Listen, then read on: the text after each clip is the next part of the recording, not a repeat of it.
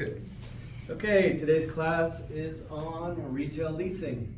So before we start, let's have a little guest interaction. You guys kind of liked it when I did this with Creston a few weeks ago. So Jordan, one of our agents, has a lot of retail leasing experience. So Jordan, why don't you give us just an overview about like when you first get someone that's interested, like what kind of questions, where do you find them, place it, just like an overview, and then I'll kind of fill it in with some details. All right.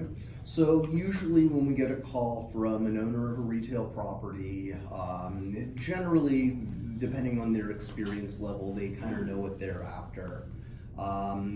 Usually if it's more of an experienced user, it's going to be a larger shopping center. For smaller, it's probably going to be more of a retail strip. So it kind of boils down to what kind of spaces, who you could allocate that to, what type of businesses should go in there, and what type of businesses should you include so that there's a lot of synergy in the center and you don't have businesses cannibalizing each other. So a lot of smaller strip centers, you're going to be looking for, say, your tax guy, your nail salon, hair salon, more tangible uses. The big box stores we're starting to see in some of these larger centers that are giving up a lot of space and they can't sustain with the current market conditions. So it kind of depends on where the shopping center is located, what the neighborhood looks like in the area, whether you have a lot of daytime population, working population, things like that. So I don't think there's really a one answer fits all, for that. I think it's really based off of what the center is doing currently once you get that listing. Okay. All right, thank you. All right, let's start from right up here where retail leasing steps are similar to maybe office or industrial, but some of the differences are that you don't care as much about location and visibility and signage and how easy it is to get in and out on industrial. Industrial is more about how far is it from a freeway, okay? So, and there's also another thing about prime retail, okay? The power is all with the owner and landlord, okay? They have a lot of control. I mean, the city has control over zoning restrictions, things like that, but the landlord, along with their leasing person and their asset manager, all that, they're gonna like look at the shopping center right on a prime street in Santa Monica and say, you know what? We don't want any mom and pop juice store. We want Jamba Juice, okay? We want national tenants with the national recognition because it's safer for us. We're gonna get a corporate guaranteed lease and we're gonna get other great tenants next to it when we fill in with some of these top name brands, okay? So, but there's also going to be restrictions by the city, okay? So you might not be able to fill that whole thing up with restaurant because restaurant takes up more parking, okay?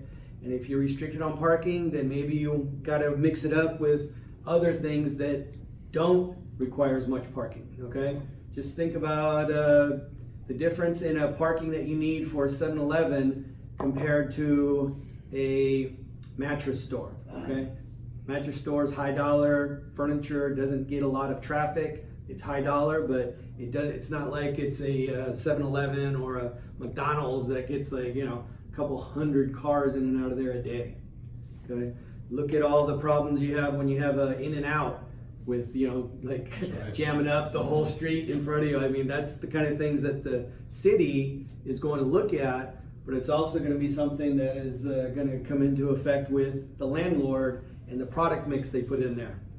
Because if you got a CVS, there, anything else that goes in there, CVS is going to have control in their lease because they're the anchor in what drags people in, so they're not going to want some they have a certain image. They're not going to want some pot dispensary in there, okay? They're not going to want some, janky mom and pop, health club. They're going to want a name brand. They're going to want a 24-hour fitness. They're going to want something that kind of is on the same par as what they are. So The power dynamics for a good location is very different. They want national, then they might go down to regional. They also are looking now to fill things that are Amazon proof, okay? They don't want things that are, going to be out of business that you can buy on Amazon.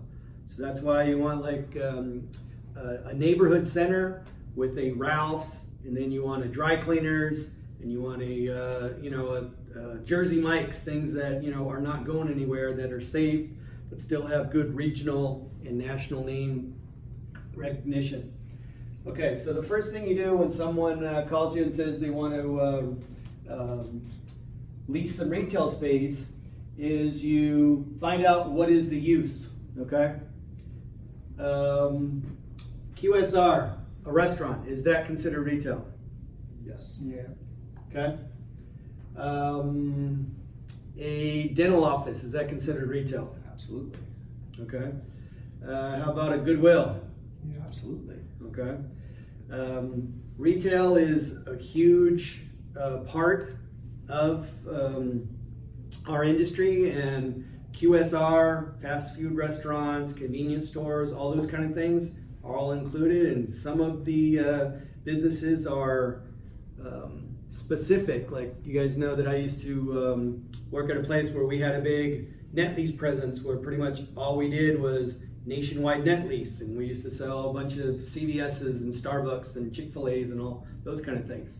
So some agents and some companies, they really get down and narrow down to certain niches, and that's kind of what they do and what they sell. So one of the first things you ask is, someone's calling for retail space, is what area do they want to be, what is their budget, and what's the use, what do they need it for, okay? Because some businesses, traffic patterns and signage are more important than others, okay? If you're a chiropractor, you don't really need to be like on the main corner. You can be in an office. You're going to get more of your business by word of mouth and by internet and referrals from other medical doctors, things like that, than if you have a new burger place. You're going to want to make sure that it has good signage, but you also, even if you're on a good street, if you can't get to it from this side, that's a disadvantage. You need to be able to get in and out from both sides, okay? And you have to have, like, you might have a good corner, but if you can't see the sign from this side, that's not as good as if you can have a sign that you can see on both sides. And a monument sign, the one that's out front, sometimes has better visibility than the one that's right in front of your building. And signage can be a whole thing. I used to manage a property in Irvine, and it was in, actually it was Irvine Spectrum, so signage was such a pain. We used to have tenants that would put up a sign, and they would have City of Irvine approval, but they wouldn't have the approval from the Irvine company, which was even stricter restrictions in the city. So they would spend 20 grand on a sign, and it would be the wrong size, wrong color, wrong whatever. They'd make them take it down, okay? So you have to make sure, because some cities like Beverly Hills or Santa Monica are very tough, but then there's also like, areas that are within the cities where you got to deal with, like Thousand Oaks or Santa Clarita, where, there's actually like planned urban developments or HOAs that you got to deal with. So signage is a big deal. You want good signage, but it also has to meet all of the requirements. And usually the owner has to sign off on signage too, if you're just renting. So usually the owner of the shopping center has a signage criteria Yeah. that they have established. Yeah, because already. if they want nice neon channel letters and you want to go in there and put just some like foam letters up to save money, that's not going to work, okay? So they'll have restrictions on it. It has to be lighted, it has to be this size, So the sign could take you 6 months to go through all the drawings and approvals, and so that's just part of it. Okay, so you start out with what they need, and then sometimes it would have been something else. You have a dental practice or a veterinary clinic, and it used to be that, so it's going to be really easy to just go in there and do some paint and clean up because it's got the little exam rooms, it's got a waiting room, it's set up for you. Other times, it's just going to be an open room, okay?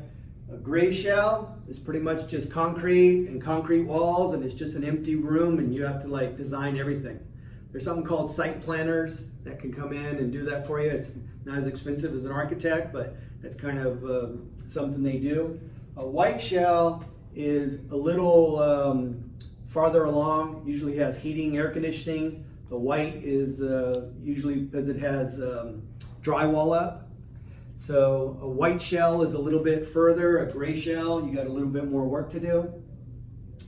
Gray shell usually does not have heating and air conditioning yet. It's usually just concrete walls, concrete floors, and just an open space. So some of the things you start working on is, how are you going to configure this room? Is it some kind of restaurant where you need like hood vents and you need sprinkler system? Or is it just a showroom where you just need carpet? Whatever the space is, you need to start working on that. And then you're going to start talking about TI, which is tenant improvements. Sometimes the landlord will just give you 6 months free rent. Sometimes the landlord will do the work themselves. So that's all negotiable. And that all starts with your LOI that you send in. And then a lot of times you'll get a rent holiday. You'll get like, your first 6 months rent is free because you're doing the TIs yourself. Okay, so all that's negotiable. But like what I said about the power dynamic is that if it's a bad location or an old building, you have some power over the landlord. If it's a great location, a brand new building that's 20 people are fighting over, you pretty much have no power. Whatever they put as far as their rent rate, and you're going to pretty much have to jump through all their hoops if you want the space. If you have a existing business with good track record and financials, you can usually use your business as your credit, okay? If you don't, usually you're going to have to sign a personal guarantor where the owners of the business are signing personally, because you can bankrupt an LLC or a corporation and not go after the owner personally, even though the owner has his own assets. But if you do a personal guarantor, then you are personally guaranteeing the rest of that lease. So even if your business goes out, they can go after you and your personal assets. Okay, big difference. Okay, so you get to the LOI point. If it's a great location, you're pretty much going to be dealing with what they want to pay you on commission, what they want to charge per square foot, and there could be two charges on square footage. It could be the base rent, then there could be another for the CAM charges, okay? And when you pay it, of course, it's combined, but usually it's going to be split up. And when you get a rent holiday, usually that's just on your base rent, not in your CAM charges. They still expect to have those, which the CAM charges pay for like the grass cutting and the security guard, any kind of common area, okay? So type and length of lease. A lot of them are triple net, where you're responsible for, taxes and insurance. Some are modified. There's even a percentage lease, okay, where you pay a base rent in CAM and they get a percentage of your rent. They get a percentage of your profits. Like if you want to be in the Grove, you have to give up a percentage of your profit because it's the Grove. Second highest grossing per square foot in the whole country. There's only one more in Bal Harbor in Florida that does more per square footage. So when they have that, they have you by the what. And if you want to be in there, it's like they don't have to worry about someone coming open. They got like a waiting list of people waiting for the space to come open there. Easy to switch it out. Yeah. Yeah. All right. So, so far, giving you a good overview. Someone calls you up and is looking for a place for their new Chick-fil-A. What are like the top 4 or 5 questions you ask them? What location? I'll say How much location. square feet is? Usually, what kind of square footage are you guys looking at? How long of an initial term? How many option periods to extend that term would you like? Does it have to be drive-through? Can it be, a normal walk-in, walk-out location? I'd say, with that said, I don't think Chick-fil-A would do anything that's not drive-through these days. Don't corporations normally have as standard to what they look for in properties, like a Chick-fil-A? Yep. Like they're looking for a pre-designed type of standalone building with signalized corners and drive-throughs? Exactly. So on a place like a Chick-fil-A, it's going to be a lot easier because they're going to have everything down to the exact. So it's easier in one way because but it's harder because it's got to be exact. It's rare.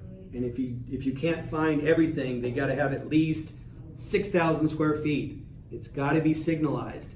It has to be, and plus when you start dealing with some of these franchise and corporate, you got to find out there's going to be a certain area that they're not allowed to go into because that's another franchise owner's territory. So you got to find out what's your territory. Oh, it can only be in the west part of the valley. They've been building a Chick-fil-A right on Ventura for a long time, but Obaneko? yeah, I don't know. I don't- Yeah, it's like. It's coming now.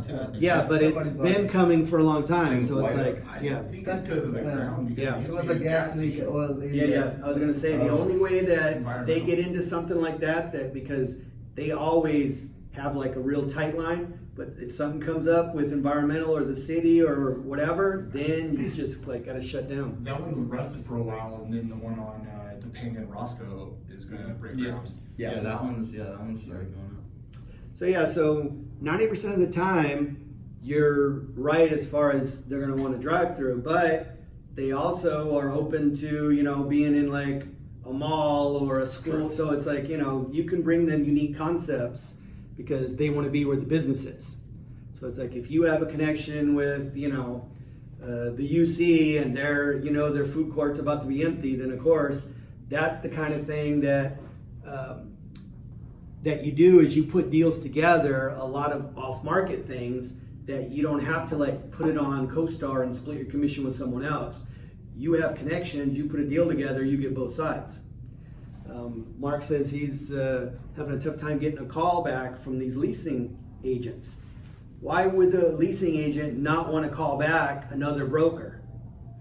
Because usually they have something house already they're trying because they want the full commission both sides. So it's when they first put it on, the first few months, they're not going to be that cooperative with other agents.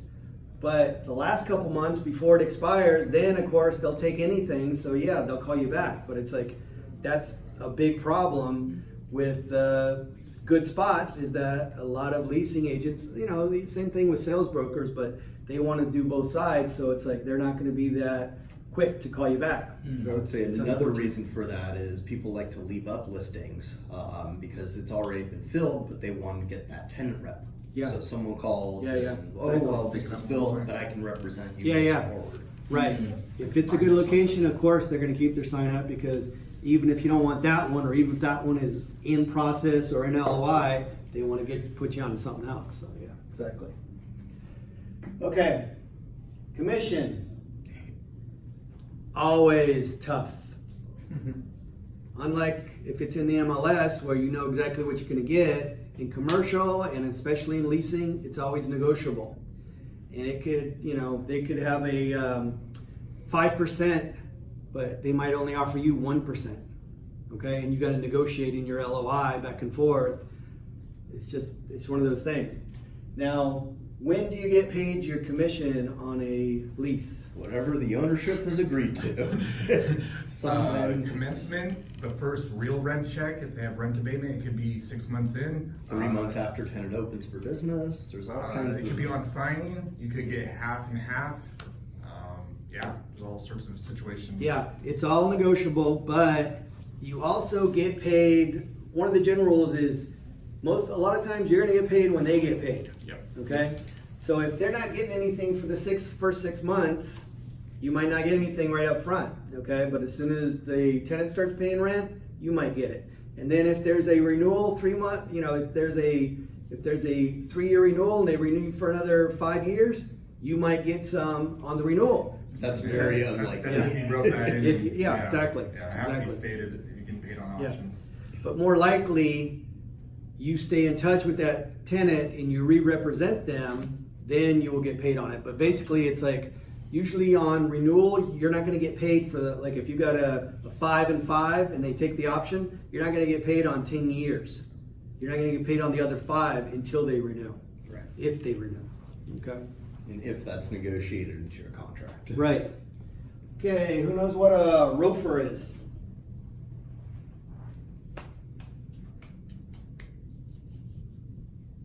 Why don't you educate us?